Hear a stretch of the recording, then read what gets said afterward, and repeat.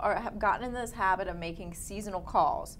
Let's talk about your fall call. What is it, and what are you looking for? So look, it's been this broader macro idea of at some point there's going to be a great reallocation out of bonds and into stocks by the retail public, which has largely missed one of the best years so far, year to date, in the S&P in a decade.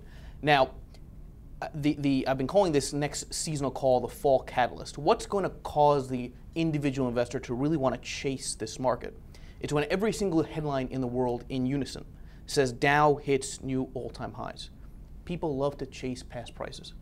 Now, given that reflation seems to be forced upon us through the European Central Bank trying to print money, through the Federal Reserve trying to print money, through coming stimulus from China, that's a lot of firepower to push money out of the deflation trade of bonds and into more the inflation trade of stocks.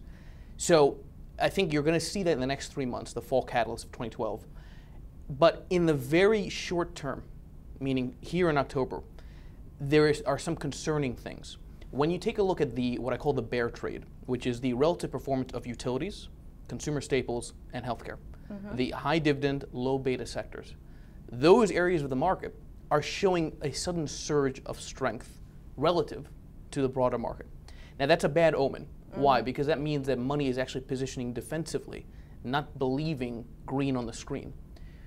If that does not resolve itself soon, meaning if that trade does not reverse, it's very possible we see some kind of a pullback, some kind of, let's call it, mini correction, something maybe akin to what happened in May of this year, which could send the Dow back to 13,000, but with hindsight, may be a tremendous buying opportunity before a final blast off into the end of the year.